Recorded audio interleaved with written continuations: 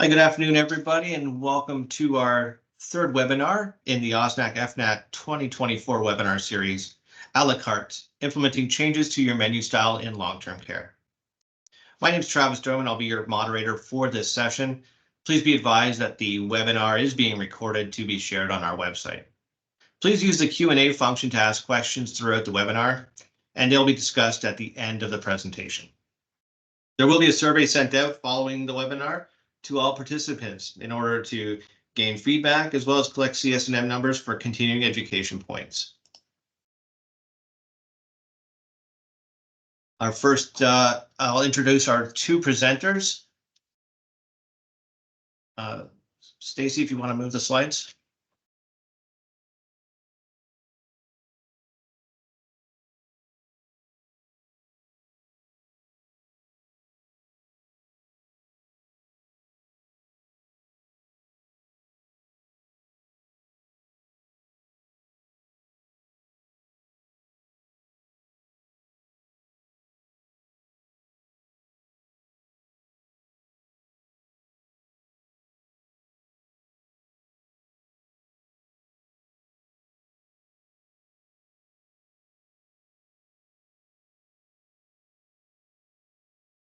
Introducing your presenters today. First is Stacy Scummon. Stacy is a corporate dietitian and regional culinary manager with Seasons Care. She is the lead for FNAT and a member of OSNAC for the last with 15 years of experience in long-term care. Stacy's passion is advocacy for a better LTC for both residents and care teams, and her inspiration is her OPA. Our second presenter today is Alicia Marshall. She's a registered dietitian practicing in long-term care for over 25 years. She has a bachelor's of science. She's a bachelor's of science graduate of the University of Guelph. Alicia advocates passionately for the improvement in nutrition to enhance the quality of life for those living in long-term care. Food is fuel, but is so much more social interactions, whether in celebration or grief, including food and drink across cultures. All right.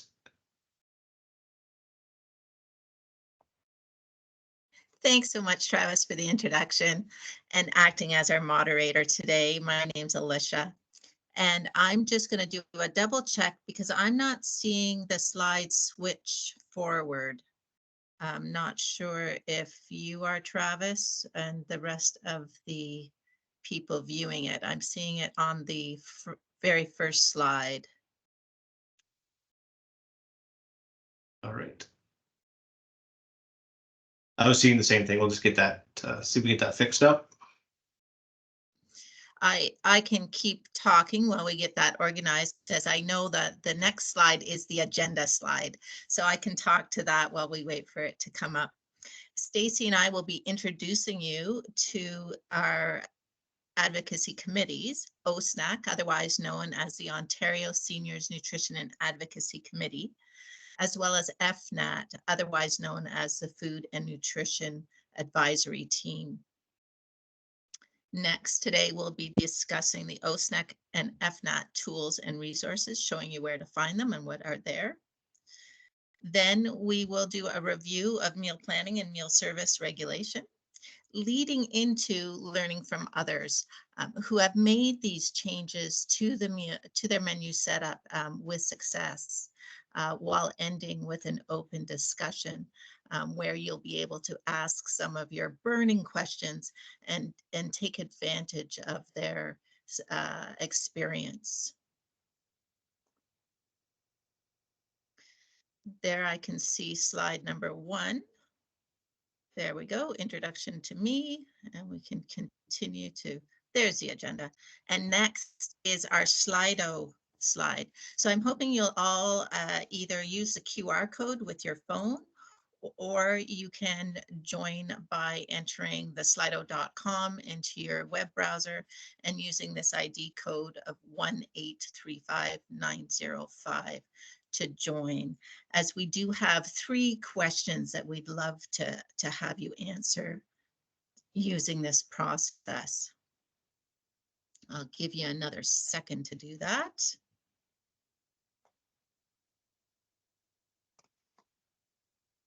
And now I'll get you to use it. We're wanting to know who you are. What is your current role in long-term care? If you wouldn't mind putting that in.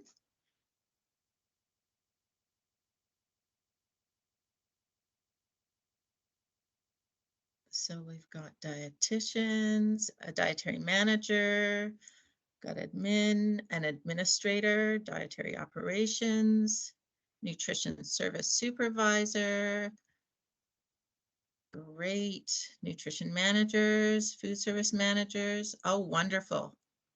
A manager, we're getting the gamut here. Lovely. That's wonderful. Excited to see the variety of people that are able to join us, and thank you for being here today. So to start with our advocacy team, OSNAC and FNAT, we were originally called the Ontario Long-Term Care Action Group, and we were under the umbrella of Dietitians of Canada. And then when Dietitians of Canada wanted a more federal outlook, we broke off into and became what we're now called OSNAC, or the Ontario Seniors Nutrition and Advocacy Committee. And that was in 2020. And we also have a subcommittee called the Food and Nutrition Advisory Team. We are a group of volunteers. We're a mixed group of nutrition managers and registered dietitians with a combined experience of over 25 years in senior living in Ontario. And we are across the range from frontline to corporate level workers. Our purpose has been to advocate, educate, and empower. Next slide, please, Stacy. So to date, what our advocacy efforts have looked like is that we have been interested in the quality of care that our seniors are receiving. And in doing so, what we've done is we've advocated through asking for change and support, and whether it be regulation, whether it be with regards to staffing or budgeting, to help support our residents in the long-term care homes. When it comes to education, we have been trying to raise awareness about the importance of nutrition and the resident dining experience, and getting across the point about consistent interpretation of the regulations. We continue to empower at all levels to advocate for change. And this is seen in the next 5 points here. With regards to the provincial government, we are involved with the Ministry of Long-Term Care. In our long-term care sector leaders, we are fortunate enough to have connections with Advantage Ontario, Long-Term Care Association of Ontario. We are lucky enough to have partnerships with our manufacturers, Dietitians of Canada, Canadian Society of Nutrition Managers, Gerontology Network, Canadian Malnutrition Task Force, Surge Learning, as well as Centers for Learning, Research and Innovation in Long-Term Care. We continue to build relationships with our home leadership and staff, and that includes not only management, but our frontline staff, as you all, I'm sure, are aware. And last, but by no means least, is our family and residents. And in our case, we've been able to reach out and make connections with the Family Councils of Ontario, as well as the Ontario Association of Residents Council.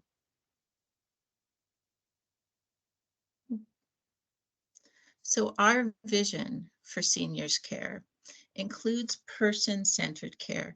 And what we mean by that is having residents as an active part of their care and choices made around their plan of care, being built on their wishes and preferences. That takes flexibility at the home level to allow that autonomy.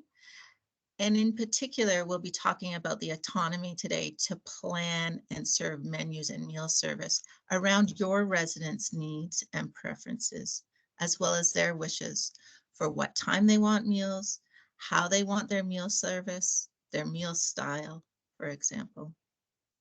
We continue to look at updating the regulations to allow the above to happen. And as we all know, our policies must reflect our practices. And so that needs to also meet the regulations, and that's what we're trying to dovetail.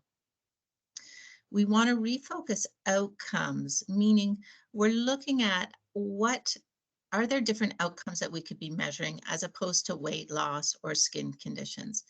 Can we shift to looking at measuring a resident's response to the dining experience and other quality of life indicators instead of weight loss and skin conditions?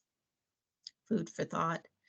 And overall, we're hoping to improve the quality of life for our residents, moving away from the check boxes and tasks and focusing more on the resident themselves.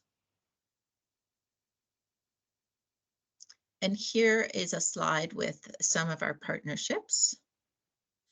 And I have mentioned them. One I missed was the Research Institute for Aging, RIA.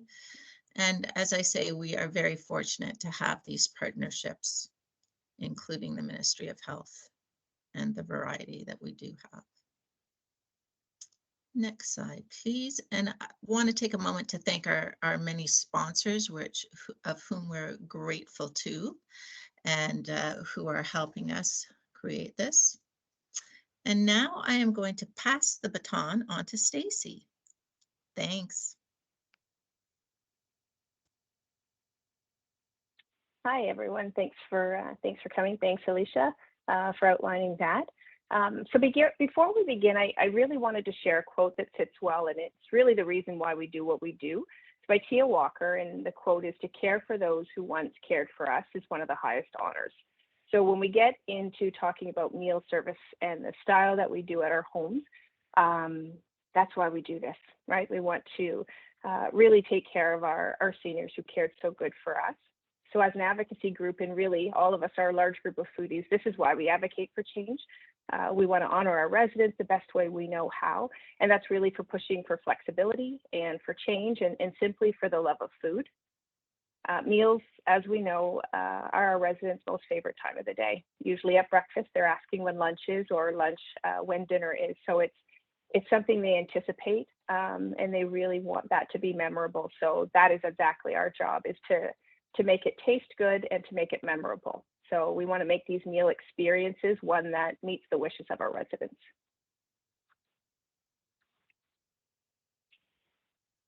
Yep. There we go. So I just wanted to share, I'm not sure how many of you have visited our website yet, but I know many of you have.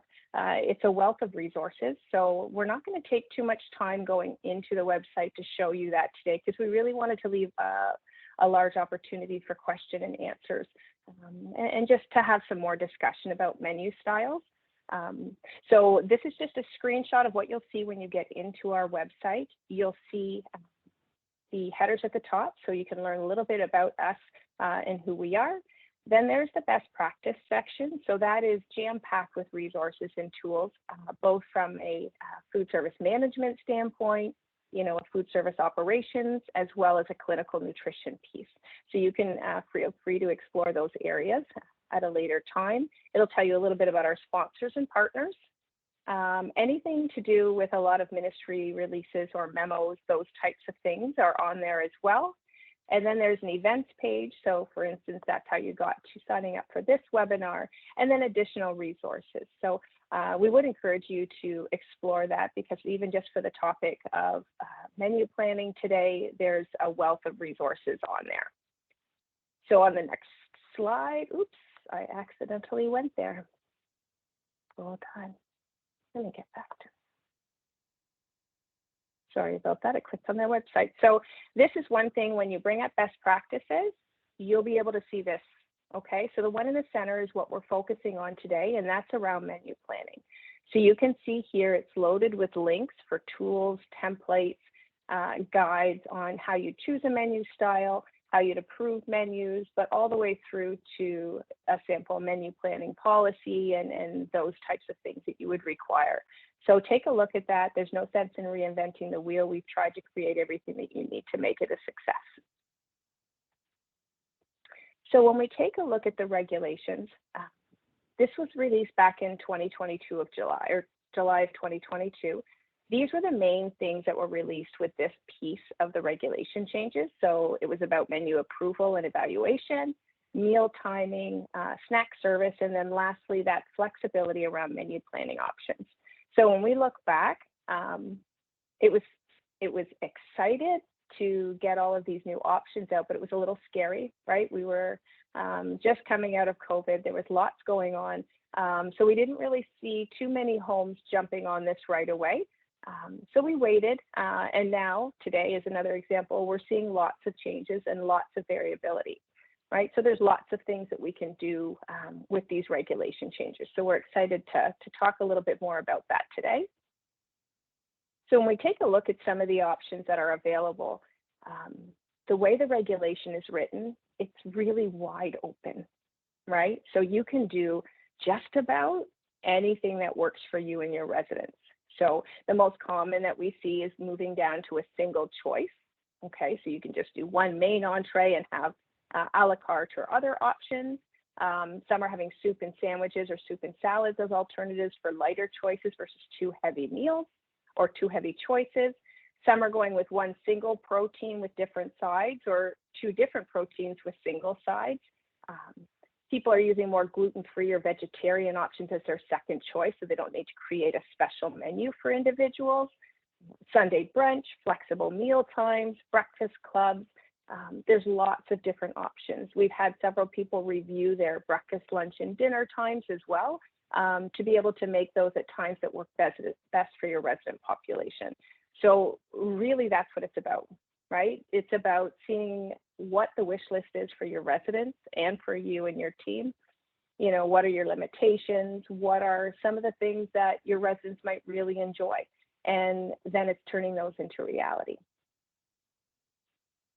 So we're going to do another quick poll. So knowing, you know, the ability to make the changes has been out for a while, how many of you have made changes to your meal service style so far?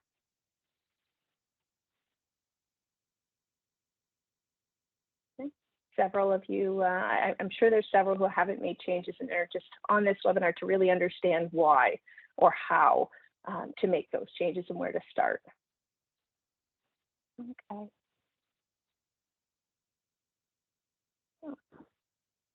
So we're almost at about half of you have made some sort of change to your meal style service.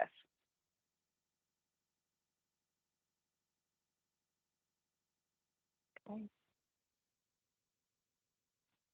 All right, thanks for that.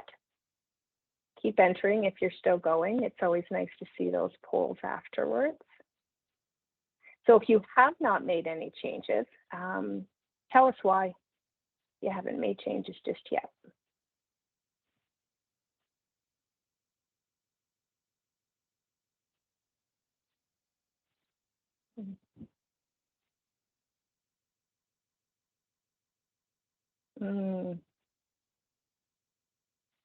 Yeah, staffing does make a big difference. So it is really important to kind of work within your staffing structure that you have there too.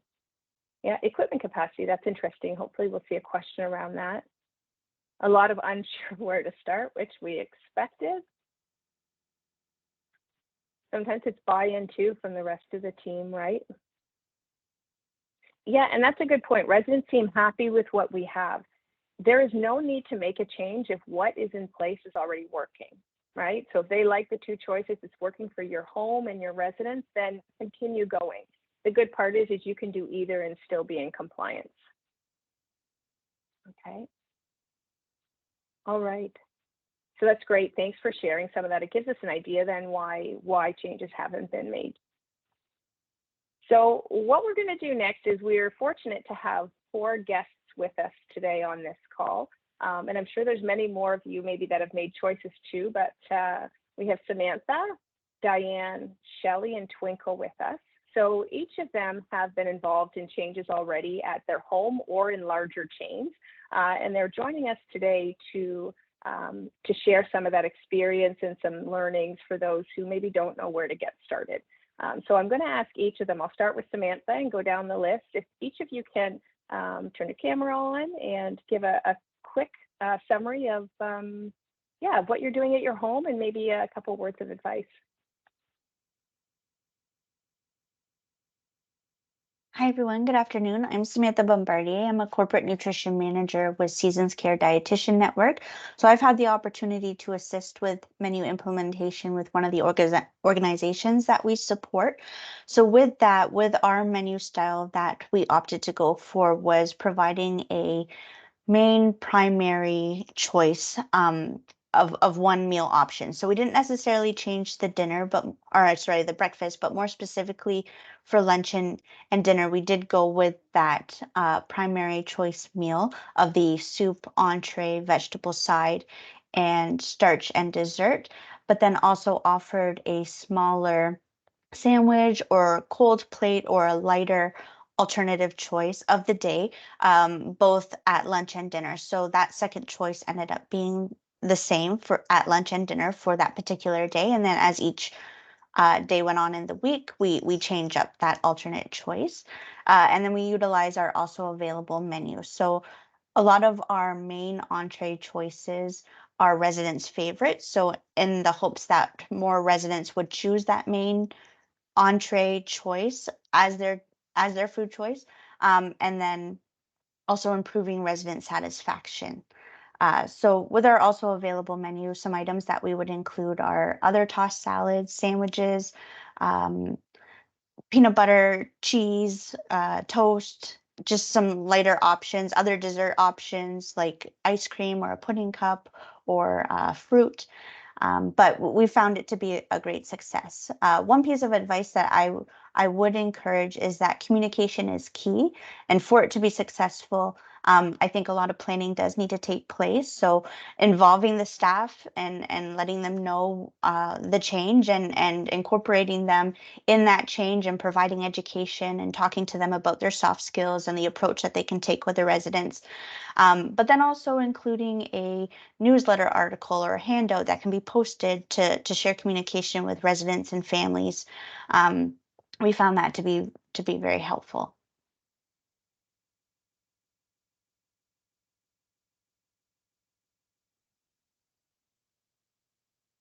Unmute, Stace. Thanks, Sam.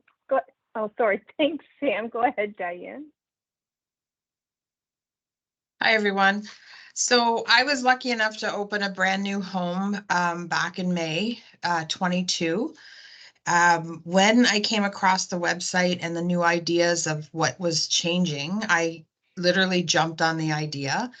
Our home that we came from, we had 55 residents that we moved to our new facility. So before we even moved in, we met with families, met with staff, met with the residents to get their ideas, and they were willing to try it.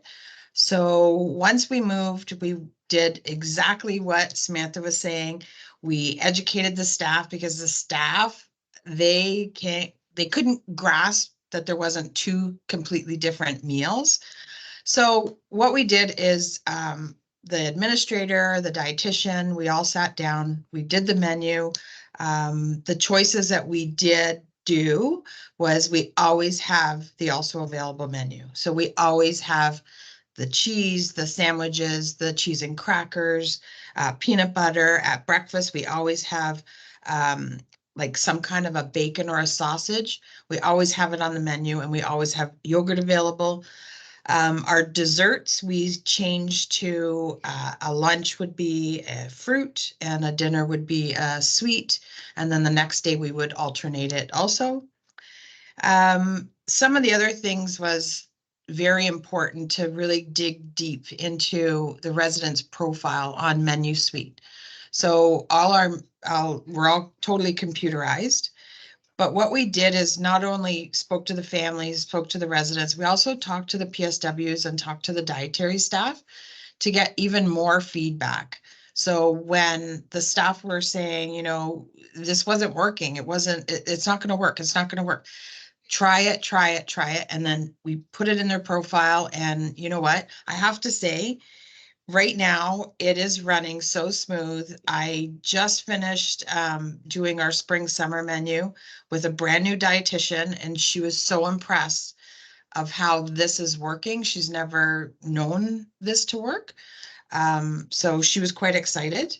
And yeah, and then any of the special diets, like Samantha had mentioned also, what they do is that's prepared in the kitchen and is sent to the specific servery right off the bat. And like say gluten-free people, if anybody's gluten-free, it comes from the kitchen and it's totally labeled, it's totally separate, and the education and the communication between the cook and the dietary aide and also the resident. Because if we're just giving them the one protein and sides, they have to communicate to the resident that there is that second option. So I don't want fish today. Okay, well, there's a pork ribette. So it's just that communication, but I was gonna say, that's probably my hardest thing, was to get the communication out to all the staff.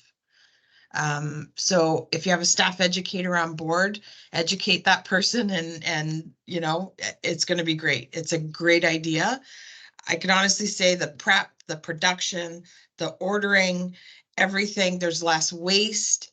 It's been 100% accepted here at West Hills. Awesome. Thanks, Diane. That's great to hear. Thanks for those ideas too. Shelley. Hi, everyone. Great to be a part of this conversation today. I'm hearing other people share journeys with the new menu regs, and I'm learning more as I go, and just so many different approaches because there wasn't much to go on. So I work at Fairfield Park, and I have 2 sister homes, and we were all various states of getting to use Meal Suite and Synergy with our menu planning. And we created a joint menu between the 3 homes, and the other 2 homes were successful at maintaining raw food costs, and I was not. So when I investigated, we had so many new admissions coming from hospital with complex care requiring supplements that my home was running at $1.58 per resident per day in supplement costs coming out of raw food. So I needed to make some choices. And I saw the language changes an opportunity to do something different and not just go right to slashing the residents' choices. So we took a Dare to Dream approach, and we co-created the menu at Food Council, the main choices. And it was, what are all of your favorite items? And then also looking at historically, you know, the nights when 75% of one choice goes and very little of the alternate. And here at Fairfield, we have 6 different always available items at supper, 1 per week, and it changes just to avoid the fatigue of the same over and over. And I was also, my focus on cutting costs and not the menu choices that the resident love. This allowed an opportunity to actually increase and have more of their favorite food items, more home cooked items, because we deliberately chose easy to serve items as the second option. So at supper, the alternate might be Salisbury steak and mashed potato. Easy heat and serve item. It's a raw product. So good HACCP control, you can use it the next night to mince. It's really maintaining your waste and putting all of your raw food resource into production. And with a simple heat and serve alternate, the cooks have more time to put into homemade items, homemade desserts. So again, at our home, it's been very successful. We started talking about it last summer. We implemented a fall winter, very nervous, not sure how it was going to go. And at our last Food Council meeting, the residents voted unanimously to continue with this menu style. They're loving the homemade food items, their favorite casseroles, their favorite desserts. And so again, I'm able to maintain my raw food costs and add more value, and mostly by eliminating the waste. When you have a main with all their favorite items, your counts become more predictable. You also don't have as much inventory to manage. So we're really happy. And we have staff asking us to start like a cafeteria, like on Reuben Day, they want us to make more and sell them. So I would say it's a success at our home as well. Awesome. Thanks, Shelley. Twinkle. Hi, everybody. I'm Twinkle Patel. We have also incorporated the new style lighter choice menu for 15 long-term care homes within the partners that we work with. And I agree with everything that everybody said. Communication, for whoever said that they don't know where to start, I think that is a good place to start, is with communication from all the way from your operations team to your PSWs, to your dietary, to your housekeeping, everybody involved, because really the PSWs and the dietary teams, they are your sellers, they are your front runners, and they will be speaking to the residents. So you want them to understand what we're changing, why we're changing it, and how we are going to be changing it. There seems to be an easy perception that we're making these changes to save money, and like we were very open and honest about that, and that this is not saving us money. We are going to actually invest this money in better quality meals and better quality products. So like Samantha said, we created handouts for everybody involved, including families, that we distributed to the homes. We had some Q&A sessions from dietary teams. And even after we implemented the menu, we had to go back to some homes that did have concerns after the menu was rolled out and kind of iron out some of those kinks too. So it's, you know, different stages of communication. Not every home was ready for this. For some homes, the staff and the team members were not ready. For some homes, the residents were not ready. So I would say going all in is also not necessary. You can start with switching up one meal, like just lunch with a lighter option, or lunch and dinner with a lighter option. Some homes did every other day a lighter option, just to ease them into and give them that opportunity to try it, because again, this is meant to be resident led, right? So the residents have to be happy, but we also have to kind of deal with our struggles within dietary operations. One story that I like to tell and share with all of our teams is, if I was hosting a Thanksgiving meal, I wouldn't have two big Thanksgiving dinners. I would have one star meal of the day, and then another lighter, smaller option for whoever doesn't care for the big Thanksgiving meal.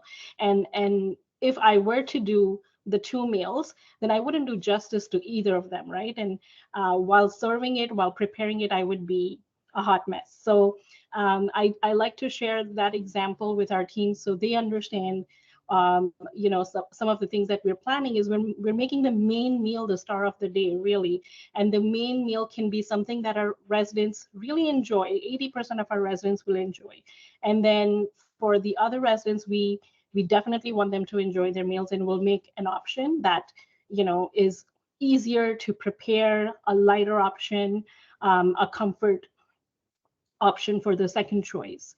So we did start off with a baseline menu template of the same sandwich or the same cold plate for lunch and dinner, like Samantha did explain. Our teams did come back with the feedback that some residents were getting tired of the same sandwich or the same item for lunch and dinner. So some homes had that concern brought up and others didn't. Others were really loving it. So we did provide for our summer menu a list of sandwiches with therapeutics and with recipes. We are not on a on Meal Suite or a menu planning system. So we pulled all of this together for them and we provided to the home so they can plug and play. If they wanted to choose a different sandwich for a particular week, then it's easier for them to apply. 100% of our homes are happy. We're still tweaking because last cycle was our first cycle. We have definitely seen an increase in staff retention. All of our homes are now at full capacity, which over the last year they were not, just sheerly because of the workload. We've been in budget. We are able to produce better quality of comfort food and desserts. There is more creativity in the meals as well. We've been able to go and ask residents and families for some of their recipes that if they would like to share with us, and we feature those recipes on our menus. For example, the resident's name and the menu items. So Mary Kay's chocolate pie, and they're very thrilled to see their name on the menu. And again, improved resident satisfaction overall and engagement with the residents. So it's been good so far. Thanks, Stace. Awesome. Thanks, Twinkle. There's so much good that comes out of what you guys are saying, right? Like, you always think, what do we do at home? What are they used to at home, right? And, I guarantee they're not making two full choices. I love the Thanksgiving analogy, Twinkle, because it's very true, right? And our cooks are always hard pressed. We're worried about production if there's two heavier meals. So by doing stuff like this, they can really focus on that. Like, to get our cooks to do garnish when there's two full meals is hard, whereas they might be able to put a little more thought, effort, and creativity if there's only one main, or one main protein, or however, just an adjustment in that huge production concern. So yeah, lots of wins coming out of that, but communication, of course, is the biggest one. We don't want to just throw this out. I think all four of you talked about the importance of doing that behind the scenes work at the beginning. And really getting to know what your staff want and what your residents most importantly want. But I would agree, if you don't have staff buy-in, they are the sellers of your service. So it is important to involve them too. So thank you, all of you, for sharing your experiences. So what we're going to do now, and that gives us just under half an hour to have some questions. So what we thought we'd do is leave it at that for now. And in the question and answer, if you have questions, please start shooting them through. It'll be a bit chaotic to open the mics, but Travis is collecting them, and he's going to start asking a few of the questions. Great, thank you, Stacey. So so far we have one question in the chat box, or the Q&A box, and this one is for Samantha. It's two parts. Were your main choices always hot? And how did you forecast?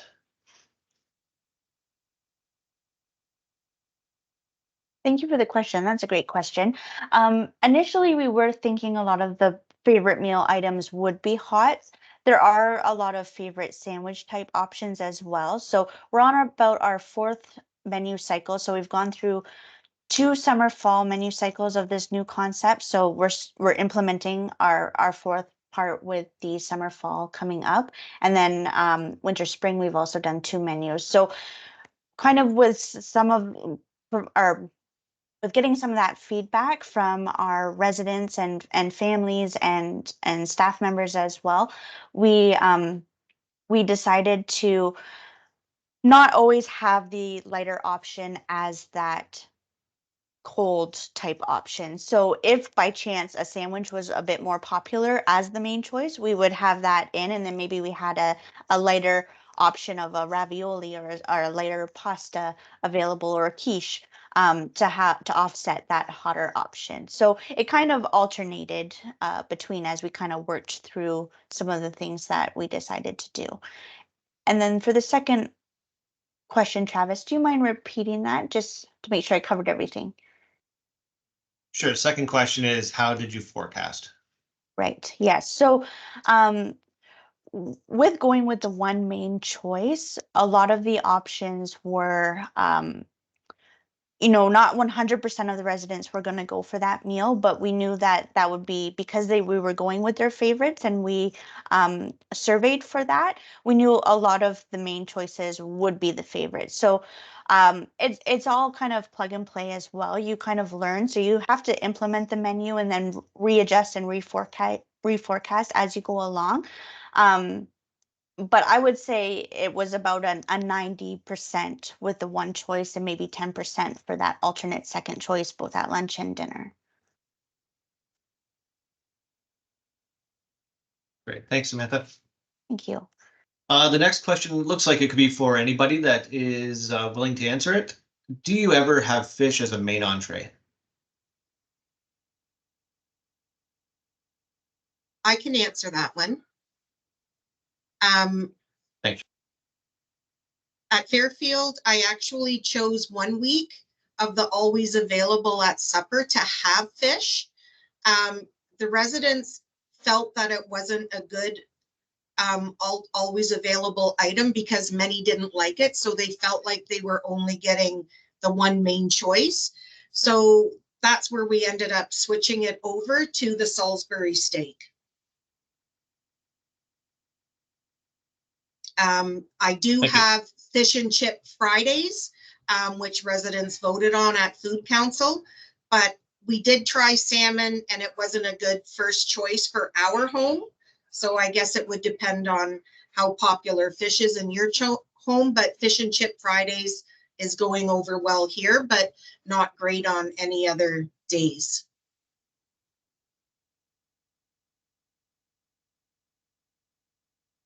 All right, thank you. Sorry, I just Next wanted to question is, jump can in we- for a second, Travis. All right, go ahead. Yeah, go ahead. I think this is the greatest part, right? So, you know, in some homes, fish might be great. In other homes, depending on the cultures and the ethnicities of your residents, things are going to vary. The nicest part is with that resident council and with your teams, you can build the menu based on those choices, whether it be preferences or cultures or the different population needs. So I think that's really nice, and it's a great way to use the always available to get those less popular, but still, you know, somewhat popular for some residents back in there a little easier than the current system does. Go ahead, Travis.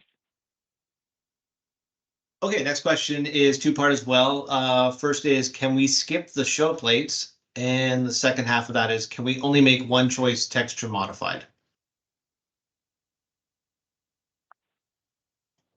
Go ahead, Twinkle. That's a great question. We tried skipping the show plays. It didn't go over very well for our home, for most of our homes. So out of the 15, I think 11 went back to show plates, and there are a few that are not doing the show plates, and the residents were happy with it. So again, we had this discussion at residents council. We had this discussion at the nursing meetings where in some of the homes, the PSWs felt like, you know, they felt like the resident population is such that they do need the show plates. So we have kept with it. And to answer the other question, I don't think we can move away from not doing modified textures. I think we would have to do modified textures for any food item that is available for the residents. Somebody can correct me if I'm wrong. No, that's 100% correct. We still have to provide modified textures for whatever choices that we offer. Exactly. And I can just add, at Fairfield Park, we offer two true choice, like not two true choices, the one choice and the always available item at point of service. And again, for our population, just many can no longer advocate a verbal choice, but they can still point at which plate they want. And we switched to have, so we have the main meat entree and the carb, and then we have 2 vegetables on each plate. And those 2 vegetables are also offered with the always available. So even if someone chose the Salisbury steak every night, it would look different every night because the 2 vegetable options are on that plate, adding color and getting fiber without all the buttered bread. Sorry, that was just a goal I had, is to be very intentional with the menu choices, and that was something that our team came up with. So, but yeah, the 2 choices and the therapeutic textures for both options that we're offering. Okay, thank you. So this question is going to be for our RDs on the call. The question is, I'm curious how the RDs determined what the DRIs were to complete their menu approval with so many variations of items residents may choose.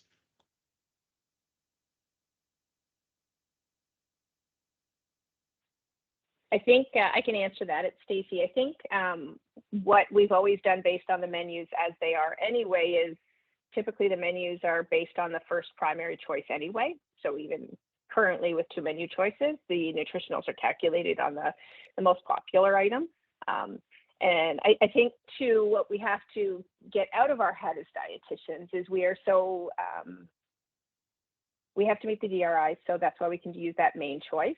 But I think that we also have to get out of the rut of worrying about calculating every piece of nutrition or hydration that goes into our residents, and more flexible with the residents' choice of being able to eat what they want. Because I know there's a lot of questions going, well, if, you know, how do we know if they just had a piece of cheese or cheese and cracker or a bowl of soup versus a whole meal? And I think that's the same whether we have 2 choices or not. They may simply want just the mashed potatoes with gravy. So I know it's a bit more of a long-winded answer, but we're still using just that main choice, or that that main option. And maybe some of them that have made the change, is that how you do it at your home? Is there a different way?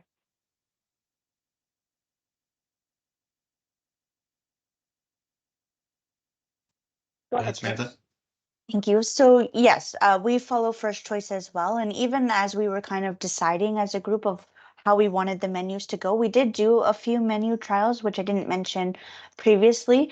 But in doing so, with having the main choice and an alternate choice and moving some menu categories and some of the sides around, we found across the board, looking at the nutritionals, going with that main choice specifically, that there really wasn't a big change in the DRIs across the board with all the trials.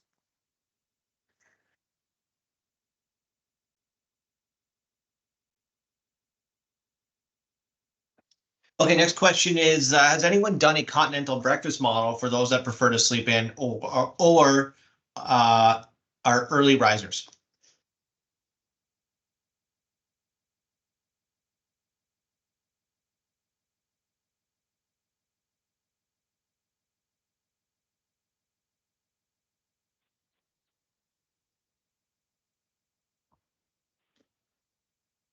Go ahead, Diane. Hi, so at West Hills, we don't really do a continental breakfast. If we find that a resident wants to sleep in and they're just not really a morning person, what we've done is we've added them to sorry about that. We've added them to an AM snack. So they might get like a muffin and a piece of cheese or something sent to them after breakfast service. And then the early risers, the same kind of situation. We've put them on a labeled snack that is put into the servery, and the PSW in the morning when that resident wakes, they just go and get it from the servery fridge. So both sides are covered. If I can add one thing in there too, I don't know if the home is on the call, but there is a home that I know that started a breakfast cart. So they worked with their activities and recreation team, and they have a cart that has just a few like muffins and coffee and tea and a few kind of easy breakfast items. And that's brought out earlier on by the nurse's station ideally, so it's supervised. And those individuals are welcome to have tea and coffee and a few breakfast items, read the newspaper, that sort of thing. Another home has done yogurt carts, so they do similar so that they can have a few items and kind of get their morning started before the rest and the full breakfast comes around at around 8:30. So definitely options.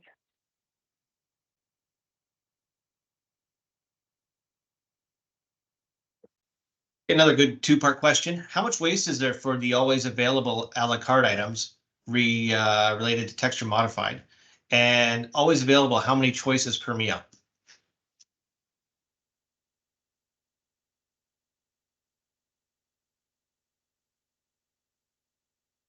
So here at West Hills, there's really not a lot of waste because a lot of the modified textured items are done like at the point of service, like right from the main kitchen.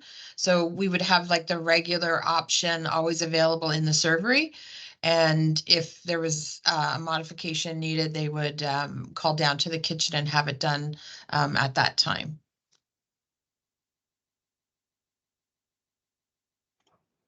Same here, Travis. We have not had much waste with the always available items. And again, those are items that would be readily available, readily be prepared. So we have a slew of items with some, simple sandwiches, puddings, ready to eat snacks, and then fruit cups and things like that, which are minced and pureed already. So apple sauces, pureed fruits, things like that. So we haven't had much waste per se in that sense at all.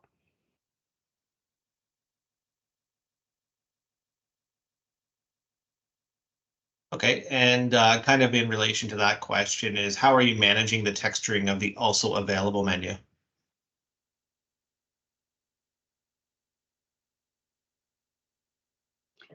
Again, it is really led by the residents, so as they need it. So for example, if a resident is requesting for a pureed sandwich, then our teams would puree it at that time, or they would have the sandwich of the day would be on the always available item. So there would be one type of sandwich that we would have available in minced and pureed options for that day. So that would be easily available. I don't think that there has been much waste for that. At Fairfield Park, our always available options are prepared in advance at point of service the way we did before. But we base it on a percentage. So if we have 100 residents, it would be 75-25 for the main. And again, that varies depending on the night. It's easier to predict than it was in the past. And for the modified textures, the percentage is lower. Just because some of the residents are not able to advocate a choice, either a verbal choice or a visual choice. So we just make the choice based on the data that we have on them and avoid their dislikes. So again, we're doing it based on percentage, but it's prepared and ready at point of service. And it goes out on the hot cart the way it always did.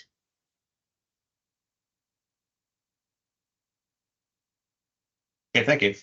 The next two questions are going to be related to resident council. So first one is, how do you go about surveying the residents to determine main choices? Do you ask general questions, for example, fish or chicken, or do you go through every menu item? And then when you're working with resident council, that's a small group for menu options, how do you address that the council may not represent the whole resident population? So yeah, generically, what are we getting for resident? How are we gathering resident feedback?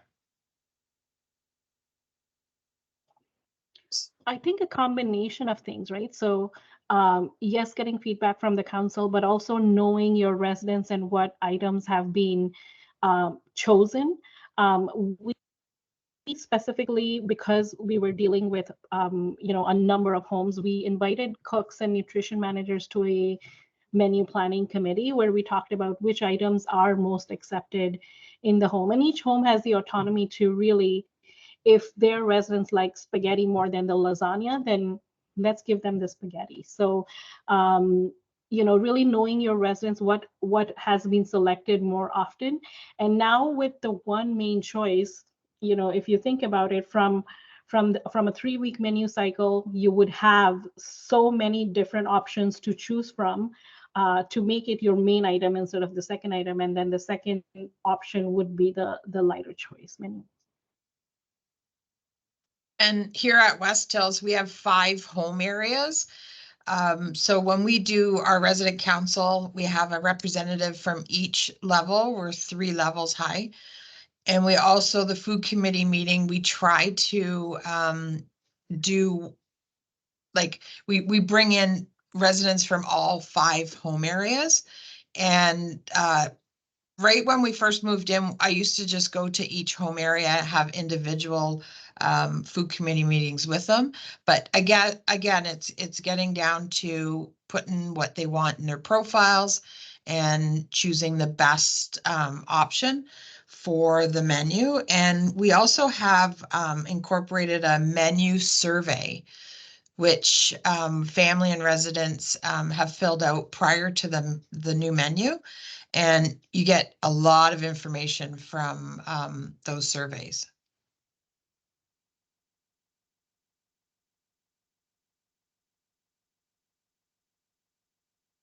Great, thank you. And the next couple of questions are related to snack nourishment pass. Has anyone done a la carte nourishment menus, and how are organizations finding applying those menus at Snack Pass?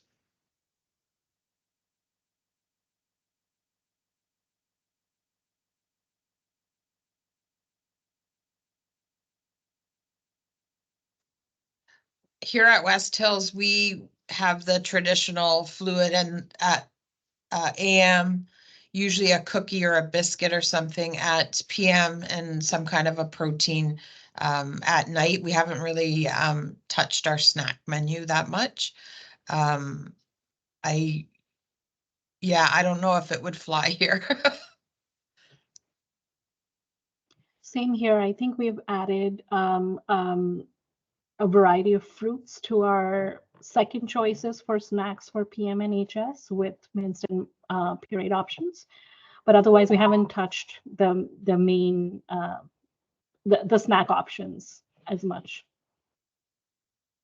We switched to a one choice always available for snack as well. And one of the always available items is a fresh fruit bowl. And since we've increased that, or since we changed that, we're now going through 200 pounds of bananas a week.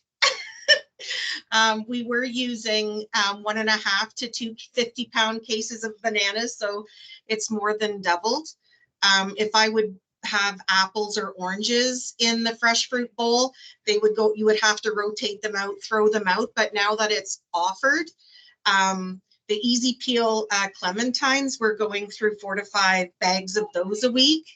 Yeah, it's wonderful to see all the fresh produce being consumed when it's available. Other options as well, but I just followed the same format for the always available.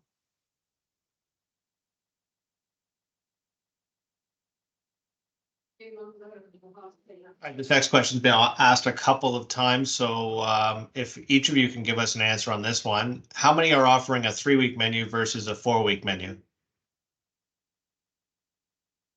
West Hills currently is doing a 3-week menu rotation. I support homes both doing 3-week and a 4-week rotation. Fairfield Park is doing a 3-week rotation. Our homes did decide to move to a 4-week menu rotation last cycle, but now they're back to wanting 3 weeks. They did think that the 4-week would provide more options to the residents, but overall, in terms of staffing and just storage of different foods and availability, the 3-week menu cycle seems to be working the best. The other creative thing that our team said is that if there is a 4-week menu cycle, then it seems to turn out that it's the same person preparing the same meals. And that was interesting to hear because it could be a plus and a minus. If that person is preparing that meal really well, then that's great. But if they're not, then that star of the meal can change into a very bad option. So we decided that we wanted to do the 3 weeks so that everybody gets an opportunity to give their hand at the different meals and be ready to prepare anything that is there to prepare. Twinkle, that's a good point, because the other problem too is our cooks get bored doing the same thing over and over, right? So it's also nice to give them that chance. Travis, before we get to any more questions, because I know some people have to leave, it's 2:30, I just wanted to finish up the last couple summary slides and give some contact information. And then for those that want to stay on and answer questions or ask them, we can. Is that okay? Yes, go ahead. Okay, so I did ask in advance before I gave emails out, but if we can't get through all the questions and there's some people that are kind of on the cusp of making changes and want to ask some questions, here are the emails to our guests today. They're all willing to provide some input and feedback for anyone that needs it. So thank you to all of you for making yourself available. And just in closing, we really want to say thanks to everybody that's come and spent an hour with us today. Really encourage you to look at the OSNAC website. There's lots of resources, tools, and ideas on there. You know, I think the main message that came out today in terms of where to get started is communication. So get that conversation going. Let the residents lead. I love how, you know, we're pulling in more than just residents council. I hear that as a common question about lack of involvement sometimes, or having the few residents that are most vocal. So involving family surveys and that sort of thing was a great idea too. So really just start seeing what's possible. Talk to these individuals or other colleagues that have made the changes, because everyone's doing something a bit differently and went about it a little bit differently. So you can learn and pull what you need to make changes at your home. I know in some homes, elevators are an issue, or just the home layout. So you do have to think of all of those different things in terms of your residents, your layouts, and your staff models. Really try and foresee the barriers or learn from those who have done it, because then at least you can dream up possible solutions for what those barriers, and a few good questions came out today in terms of some of those challenges that you might forego the first few runs of your cycle. I can't emphasize enough about the policy. So when we are working with ministry to change regulations and provide our input, what we're really looking for and our ultimate goal for the regulations is to streamline them and make them less prescriptive, so that the homes are able to have the autonomy to do what's best for their residents. So what that would look like, though, is if ministry is visiting your home, you would absolutely want to ensure that your policy matches your process. Right? So you definitely want to ensure that your policy is outlined to match the meal service you're providing, so that the inspectors have a good understanding of how your process works and all the pieces to that. And then of course, have fun and you know, ensure that you're reflecting after the first cycle and get feedback from your staff, from your residents, from your families, etc. So yeah, we hope you enjoyed this session. And if there's other questions, you have those contacts. You could always reach back out to OSNAC as well. So if you wanted to stay and there's further questions, we can continue. I just wanted to make sure I closed the day okay. Thanks, everyone. Thanks, Stacey. I do have one question, and it just kind of looks at the clinical aspect or the clinical results after doing a menu change. So I thought it'd be a good question to have our RDs answer, but has there been a difference in intake, or how is intake captured? Has weights increased or decreased? Are wounds healing? Has your supplement usage increased or decreased? Has there been fluctuations in HbA1c, especially when going from a liberalized diet where carbs, fat, were stable? Were stable. Has any of our RDs noticed any changes in the residents' nutritional status after going away from the old style menu and into this new menu?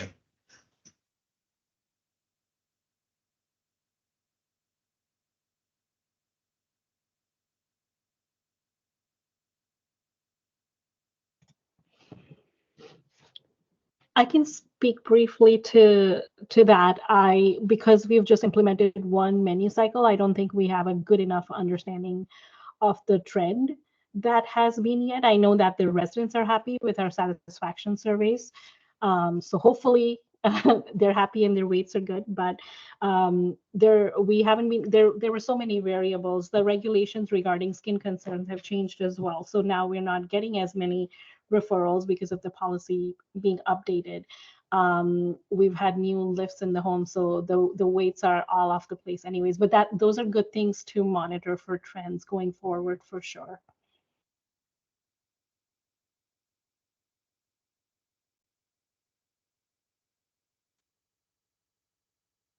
Has anyone had success with plant-based options on their menu?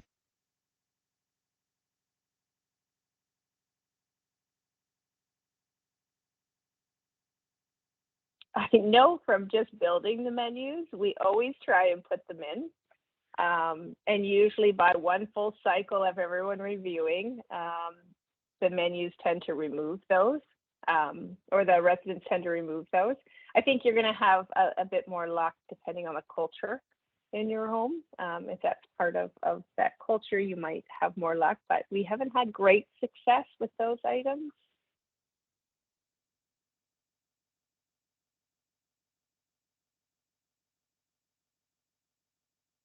A final question, question slash statement almost, is if always available items are about 70% for the resident choice, does that not look like we're just back to offering two choices?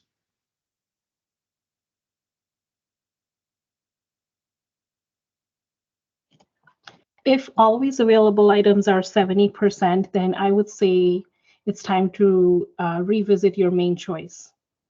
That means that the main choice is not what your residents want.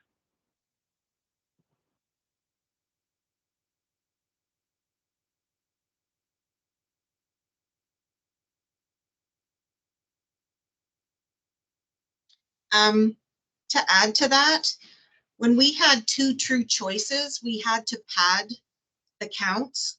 So there was planned waste eating up some of the cost.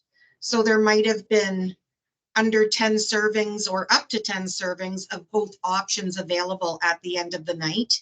Whereas now 75, 25, 80, 20, it's just more predictable, and we're not padding the counts near as much. And that's where a lot of my cost savings came from, is eliminating the waste because of the predictability.